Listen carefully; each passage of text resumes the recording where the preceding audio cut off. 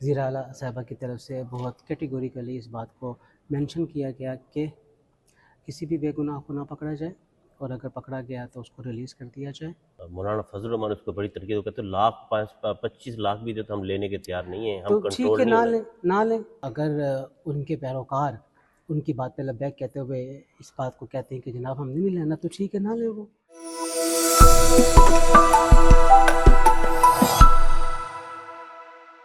ہمارے ساتھ اس وقت موجود ہیں سربراہ جامعہ نعیمیہ ڈاکٹر راغب نعیمی صاحب۔ ڈاکٹر صاحب کیا حال چال ہے؟ الحمدللہ۔ ڈاکٹر صاحب بڑا ماحول مذہبی حوالے سے، مذہبی جماعتوں کے حوالے سے بڑا چل رہا ہے، کریک ڈاؤن بھی ہوا تحریک لبیک کے حوالے سے، بین الاتحاد مسلمین کی وزیر اعلیٰ سے ملاقات ہوئی، تو اس ملاقات میں کیا آپ لوگوں نے ڈیسائیڈ کیا کہ یہ جو کریک ڈاؤن ہوا تحریک لبیک کا یہ پرتشدد تھا، کیا حکومت نے ٹھیک کیا یا تحریک لبیک والے ٹھیک تھے، انہوں نے غلط کیا، کیا اس میں باتیں ہوئیں، کیا کہیں گے اس بارے میں؟ دیکھیے، irrespective of demonstration of TLP، ہم اس کو ایک سائڈ پہ رکھتے ہیں۔ اٹ واز ہیپنڈ، ہو گیا۔ آگے دیکھنا ہے کہ اب چیزیں کیا چل رہی ہیں، کیا ہونا جا رہا ہے۔ یہ جو میٹنگ تھی یہ مستقبل کے لیے بنیادی طور پہ تھی، جس میں وزیر اعلیٰ صاحبہ کی طرف سے بہت کیٹیگوریکلی اس بات کو مینشن کیا گیا کہ کسی بھی بے گناہ کو نہ پکڑا جائے، اور اگر پکڑا گیا تو اس کو ریلیز کر دیا جائے، اور جو اس واقعے کے اندر شرپسندی کے اندر ملوث ہیں کسی بھی اعتبار سے ان کے ساتھ قانون کے مطابق کارروائی ہونی چاہیے۔ ایکسٹرا جوڈیشل ایکٹیویٹی کسی کے ساتھ نہیں ہونی چاہیے، اور بنیادی طور پہ جو اسلام کا امن والا پیغام ہے اسے دوبارہ سے ہمیں ریوائیو کرنے کی ضرورت ہے، دوبارہ سے ہمیں اسے آگے لانے کی ضرورت ہے، اور اس کے لیے علماء کرام کا جو پلیٹ فارم ہے وہ بہترین پلیٹ فارم ہی ہو سکتا ہے۔ تحریک لبیک کو کالعدم قرار دے دیا گیا ہے، تو آپ لوگوں کی گفتگو ہوئی کہ یہ ایک جماعت ایسے اب سیاسی دائرے میں ہے، ان کے MPs موجود ہیں، ان کے ووٹرز موجود ہیں، تو اس کے اوپر آپ لوگوں کی گفتگو ہوئی کہ وہ ایک سیاسی جماعت بھی تو بن چکی ہے؟ دیکھیے، اس کے اوپر گفتگو نہیں ہوئی ہے۔ اس کی بنیادی وجہ یہ ہے کہ جب ایک جماعت، چاہے وہ مذہبی ہے، چاہے وہ ہارڈ لائنر مذہبی ہے، چاہے وہ مذہبی سیاسی جماعت ہے، یا ایون کوئی سیاسی جماعت بھی ہے، جب وہ کالعدم قرار دی جاتی ہے تو پھر بمطابق قانون اس کے اوپر آگے چیزیں چل رہی ہوتی ہیں، اور کہیں پر بھی پھر اس کا ذکر اس طریقے سے نہیں کیا جاتا ہے۔ ہاں، وہ ذکر کرنے کے پلیٹ فارمز کیا ہوں گے؟ وہ سرکاری آفیسز ہوں گے جہاں پہ وہ کیس چل رہا ہوگا۔ اگر وہ عدالت کے ذریعے کی گئی ہوگی تو وہ عدالت وہ پلیٹ فارم ہوگا جہاں پہ اس کے بارے میں بات ہونی چاہیے، اور ہوگی اس جگہ، اس پراپر پلیٹ فارم کے اوپر، تو وہیں پر ہی اس کا فائدہ ہو سکتا ہے۔ تحریک یہ جو تمام علماء اس پر متفق ہیں کہ تحریک لبیک کو بین کر دیا جائے؟ دیکھیے، علماء کا اتفاق ہو یا نہ ہو، حکومت کے پاس اختیارات ہوتے ہیں اپنی چیزوں کو مینٹین کرنے کے لیے، چیزوں کو مینیج کرنے کے لیے، تو حکومت ان اختیارات کا استعمال کرتی ہے، اور قانون میں ہی اس کی پروویژن موجود ہے۔ جیسے اس وقت پنجاب میں دفعہ 144 کا نفاذ ہوا ہے، تو یہ چونکہ قانون میں اس کی پروویژن موجود ہے جس کو حکومت وقت نے استعمال کیا ہے، تو اسی طریقے سے یہ قانون، کوئی بھی چیز قانون سے بالاتر نہیں ہوتی ہے۔ جو چیز بھی ایکٹیویٹی کی جا رہی ہوتی ہے وہ قانون کے دائرہ کار کے اندر ہی کی جا رہی ہوتی ہے۔ تو میں یہ سمجھتا ہوں کہ قانون کے دائرہ کار کے اندر اگر کوئی چیز اس طریقے سے بین کی گئی ہے، کالعدم کی گئی ہے، تو وہیں پہ پھر جو کالعدم کی گئی ان کے لیے ریمیڈیز موجود ہوتی ہیں، وہ ان ریمیڈیز کو اختیار کر سکتے ہیں، ان طریقہ کار کو اختیار کر کے اپنے آپ پہ سے وہ پابندی ختم کروا آپ لوگ سکتے ہیں۔ متفق ہیں کہ جو کریک ڈاؤن ہوا ہے تمام علماء متفق ہیں علماء کہ دیکھیے یہ کریک ڈاؤن ٹھیک کیا حکومت نے؟ دیکھیے جہاں تک کریک ڈاؤن کی بات ہے، کریک ڈاؤن تو irrespective of the person who is with TLP اور ناٹ، اس طرح ہو رہا ہے۔ ہم یہ سمجھتے ہیں کہ جو کریک ڈاؤن ہے وہ جو جماعت بین ہے یا جس کو کیا گیا ہے وہ اسی ہی کے کارکنان اور اسی ہی کے عہدیداران کے ساتھ ہونا چاہیے، لیکن جو بے گناہ اس کریک ڈاؤن کے اندر آ رہے ہیں انہیں کسی بھی طور پہ اس طرح نہیں پکڑا جانا چاہیے۔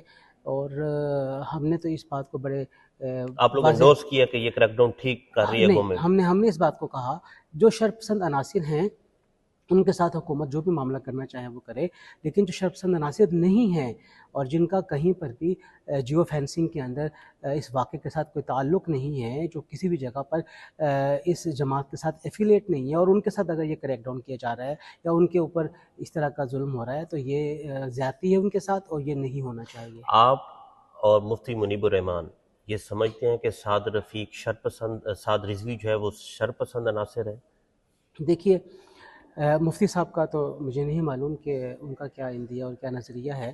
جہاں تک آپ میری بات کرتے ہیں تو میں یہ سمجھتا ہوں کہ سعد رضوی صاحب اپنی لائن کے اندر ہارڈ ہیں اور اپنی نظریات کے اندر وہ شدت کا دونوں بھائی رویہ جو ہیں شدت کا رویہ جو ہے وہ اختیار کیے ہوئے ہیں۔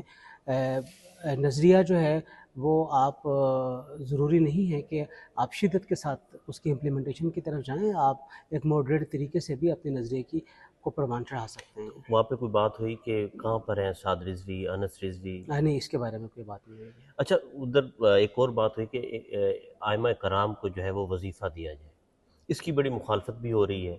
مولانا فضل الرحمان کہہ رہے ہیں کہ ہمیں یہ قبول نہیں ہے، تو آپ لوگ کیوں سمجھ رہے ہیں کہ یہ تحریک لبیک کے کریک ڈاؤن کے بعد یہ حکومت کو کیوں سوچ آئی کہ یہ وظیفہ مقرر کیا جائے؟ 10 سے 15,000 پھر 25,000 کی بات کر رہی تھی مریم نواز، تو آپ لوگ متفق ہیں اس بات پہ؟ دیکھیے، جو ائمہ خطباء کا طبقہ ہے وہ ایک ڈیپرائیو طبقہ ہے۔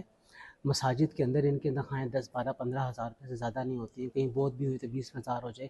ہاں، سوسائٹیز کی جو مساجد ہیں وہاں پہ تنخواہیں ذرا اچھی ہیں، ہینڈسم میں 40-50,000 تنخواہ ہوتی ہے وہاں پہ۔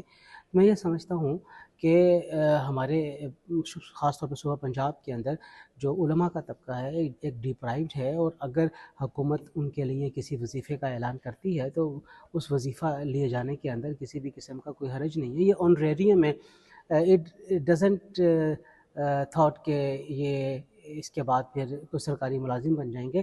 سرکاری ملازم بننے کا تو ایک خاص طریقہ کار ہوتا ہے۔ سرکاری ملازمت کرنے کے لیے تو پہلے پھر حکومت کو جتنی بھی مساجد 65,000 سے زیادہ مساجد ہیں ان تمام کو اسٹیٹ اون کرنا پڑے گا، گورنمنٹ اون کرنا پڑے گا، گورنمنٹ اون کرے گی۔ ان تمام کے بارے میں محکمہ اوقاف کو کہا جائے گا کہ وہ انہیں اپنے تحویل میں لیں، تحویل میں لینے کے بعد پھر وہ تمام اخراجات کے ذمہ دار بن جائیں گے، اور پھر وہ ان ائمہ خطباء کو تنخواہ دیں گے محکمہ اوقاف کے ذریعے سے۔ یہ تو اس صورت میں ہوگا نا کہ جب حکومت یہ کہے کہ 65,000 مساجد کو ہم نے اون کر لیا ہے۔ آپ یہ دیکھیے کہ اس وقت جو محکمہ اوقاف ہے جو کہ سیلف سسٹینیبل طریقہ کار کے اوپر چل رہا ہے، جسے حکومت کی طرف سے کوئی باقاعدہ اس طرح ایڈ نہیں دی جاتی ہے، وہاں پہ جو مساجد کی تعداد ہے وہ 450-500 سے زیادہ نہیں ہے۔ تو اگر ہم 65,000 میں سے 500 مساجد نکالیں تو 64,500 مساجد تو وہ ہیں جو کہ کسی بھی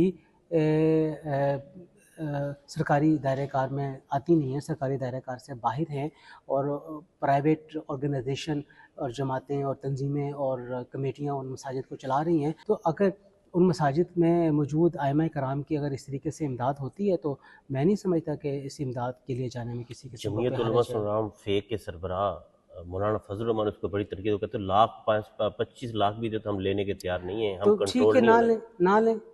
فضل الرحمان صاحب بڑے محترم ہیں اور وہ ایک مذہبی سیاسی جماعت کے سربراہ ہیں، ایک نظریے کے وہ حامی ہیں، اور اگر ان کے پیروکار ان کی بات پہ لبیک کہتے ہوئے اس بات کو کہتے ہیں کہ جناب ہم نہیں لینا، تو ٹھیک ہے، نہ لیں وہ، لیکن جو لینا چاہتے ہیں ان کے لیے رکاوٹ نہ بنے۔ مولانا صاحب آپ کو لگتا ہے یہ رکاوٹ پیدا کر رہے ہیں، یہ جو بار بار اتنے بڑے جلسے کر رہے ہیں اور جلسوں کے اندر دیکھیے، لوگ وہ جو جلسے ہیں وہ بیسیکلی ختم نبوت کا جلسہ ہے، وہ کوئی اس مقصد کے لیے جلسہ نہیں ہے۔ تو اس جلسے کے لیے آپ کے پاس جب آپ گفتگو کرتے ہیں تو آپ کی اس گفتگو کے لیے آپ کے پاس پوائنٹس ہونے چاہیے۔ ظاہر بات ہے جب ایک بڑا ایک سیاسی رہنما اسٹیج کے اوپر آ کے بات کرے گا، گفتگو کرے گا، تو اس کے پاس پوائنٹس ہوں گے تو وہ اپنی گفتگو کرے گا، ظاہر۔ اور اس وقت یہ ایک برننگ ایشو ہے، تو کسی بھی برننگ ایشو کے اوپر پولیٹکس ہو سکتی ہے۔ کرتے ہیں یہاں پہ سیاستدان برننگ ایشوز کو آگے بڑھاتے ہیں، چلتی ہے، باتیں کرتے ہیں۔ تو اس میں تو بہت کلیئر ہے، یہ تو آپشن ہوگی کہ جو ائمہ کرام نہیں لینا چاہتے وہ نہ لیں، جو لینا چاہتے ہیں وہ لے لیں۔ پرسوں ملتان میں بھی پریس کانفرنس ہوئی، کچھ علماء نے طریق لبیک سے انہوں نے کہا ہم کنارہ کشی اختیار کرتے ہیں۔ کچھ علماء جو ہیں وہ کہہ رہے ہیں پنجاب کے اندر بھی کہ ہم وظیفہ نہیں لیں گے. تو اس جو طریقہ کار ہے اس کو کیسا دیکھ رہے ہیں جو پریس کانفرنس کر کے طریق لبیک سے کنارہ کشی اختیار کر رہے ہیں؟ کچھ علماء کہہ رہے ہیں کہ ہم وظیفہ نہیں لیں گے. دیکھیے یہ ایک نیچرل چیز ہے، جب بھی کوئی سیاسی آؤٹ فٹ یا سماجی آؤٹ فٹ، ایون مختلف سماجی تنظیموں کو بھی بین کیا ہوا ہے پاکستان کے اندر، کوئی 80 سے زیادہ سماجی تنظیمیں ہیں جو بین ہیں. اسی طریقے سے کچھ دیگر آؤٹ فٹ بھی جب بین ہوتی ہیں تو ان کے ساتھ جو ایفیلیٹڈ لوگ ہوتے ہیں جو اس نظریے کے ساتھ نہیں کیری کر سکتے تو وہ اس طریقے سے بیان دیتے ہیں، اور یہ ایک نیچرل طریقہ ہوتا ہے کہ اپنے لا تعلقی کا اظہار کیا جائے. تو یہ ایک نیچرل چیز ہے. کچھ لوگ لا تعلقی کا اظہار کرتے ہیں، تو اگر کسی نے لا تعلقی کا اظہار کیا ہے تو اس نے اپنی وش کے مطابق کیا ہے. جب سعد رضوی طریق لبیک یہاں سے نکلے تھے آپ لوگوں سے کوئی رابطہ ہوا؟ جی ہم لوگوں سے کوئی رابطہ نہیں ہوا. کوئی آپ لوگوں کو اعتماد میں نہیں لیا گیا؟ آپ سے کوئی گفتگو نہیں سعد رضوی کی، انس نہیں. رضوی؟ دیکھیے ٹی ایل پی اپنے نظریے کے اندر انڈیپینڈنٹ ہے، اور ضروری نہیں ہے کہ وہ دیگر علماء سے بھی مشورہ کرے اپنے معاملات کے اندر. تو ہم یہ سمجھتے ہیں کہ ٹی ایل پی کا یہ ایک سولو فلائٹ تھی، ایک سولو ایکٹیویٹی تھی جو انہوں نے کی. اچھا ڈاکٹر صاحب ایک اور چیز، اسی مسجد کے اندر نواز شریف کو پر جوتا مارا جاتا ہے. نواز شریف یہاں پر آتے ہیں، خطاب تھا ان کا، وہ خطاب سے پہلے ان پہ جوتا اچھالا جاتا. وہ عدم برداشت اور اس وقت جو عدم برداشت چل رہا ہے، اب عدم برداشت زیادہ بڑھ گیا ہوا ہے.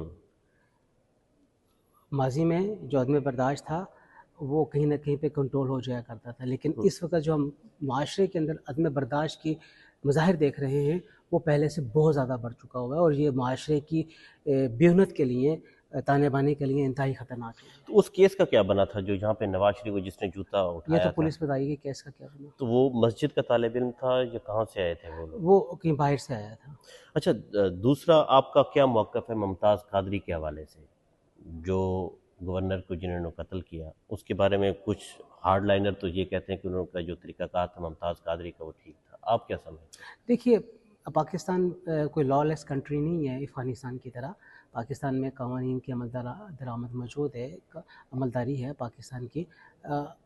بحیثیت سٹیزن آف پاکستان میری ذمہ داری بھی، آپ کی ذمہ داری بھی بنتی ہے کہ ہم قانون کی عملداری کے مطابق کام کریں. تو ممتاز قادری نے قانون کے خلاف جا کے یہ دیکھیے میں ممتاز قادری کے اس فعل کے حوالے سے کوئی ایسی بات نہیں کرنا چاہوں گا کہ کیونکہ ایک ایکٹیویٹی ہو چکی ہوئی ہے، وہ ایکٹیویٹی اب ماضی کا حصہ بن چکی ہے. بحیثیت سٹیزن آف پاکستان ہم سب کی ذمہ داری بنتی ہے کہ ہمیں قانون کو اپنے ہاتھ میں نہیں لینا چاہیے اور قانون کی عمل درآمد کو یقینی بنانے کی کوشش سوسائٹی کے اندر یہ بحث تو ہے کہ ممتاز قادری کا ایکٹ جو ہے کچھ لوگ کہتے ہیں وہ ٹھیک ہے، جیسے کہ کیپٹن صفدر بھی اسے سپورٹ کرتے رہے ممتاز قادری کے اس ایکٹ کے حوالے سے. تو آپ لوگ سپورٹ کرتے ہیں کہ یہ انہوں نے؟ دیکھیے ما ورائے قانون جو بھی ایکٹیویٹی ہوگی بحیثیت رسپانسیبل سٹیزن کے ہم اسے انڈوز نہیں کریں گے. جو اب تمام علماء اس بات پہ متفق ہیں کہ یہ جو وزیر اعلیٰ پنجاب پورے پنجاب کے اندر کر رہی ہیں مذہبی جماعت ایک کو لے کر، اور اس کے اوپر کریک ڈاؤن بھی ہو رہا ہے، ان کے ورکرز کو گرفتار کیا جا رہا ہے، سعد رضوی نہیں مل رہا ہے، تو آپ لوگ بالکل اس بات میں مطمئن ہیں گورنمنٹ کے سارے آرگومنٹ کے اوپر وہ جو بیان کر رہے ہیں؟ دیکھیے گورنمنٹ نے اپنے دائرہ کار کے اندر نظم و نسق کو اور امن و امان کو یقینی بنانا ہے. کوئی بھی گورنمنٹ ہوگی اس کے اوپر اس قسم کے حالات آئیں گے تو وہ اسی ہی قسم کی ایکٹیویٹیز کرے گی. کوئی بھی گورنمنٹ ہوتی ہے ارسپیکٹیو آف مسلم لیگ نون. آپ جو گورنمنٹ ہے اس کی یہ ذمہ داری بنتی ہے کہ وہ مرور حق کو سب کے لیے عام کریں.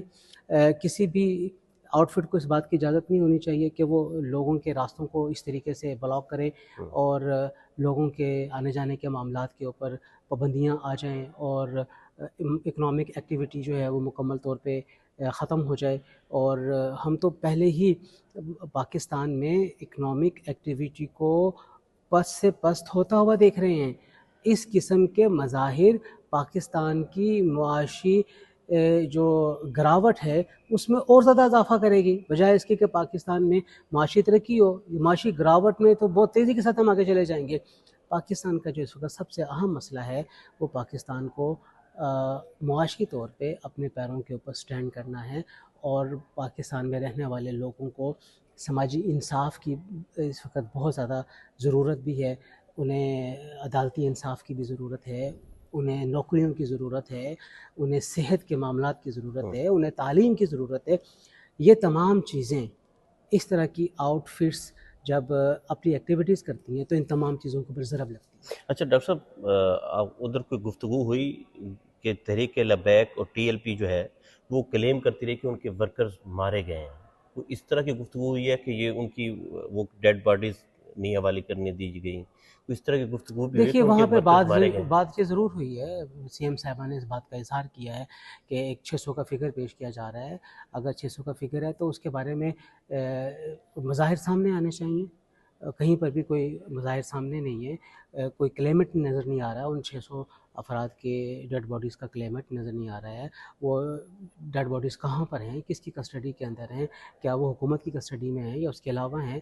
یہ تمام کے تمام سوالات ارائز ہوتے ہیں جب کوئی کلیم کرتا آپریشن ہے، ہوتا ہے تو پھر اس طرح کے سوالات ارائز ہوتے ہیں، تو اس میں جو سوال کرنے والا ہے ظاہر بات ہے جو یہ بات کہتا ہے کہ ہمارے اوپر ظلم ہوا ہے، زیادتی ہوئی ہے، تو انہیں پھر اپنے اس ظلم اور زیادتی کو دور کرنے کے لیے شواہد کی ضرورت ہوتی ہے۔ تو یہاں پہ جو بھی اس بات کا اظہار کر رہا ہے کہ ہمارے اوپر ظلم ہوا ہے اتنا، تو وہ اپنے شواہد کو پیش کریں۔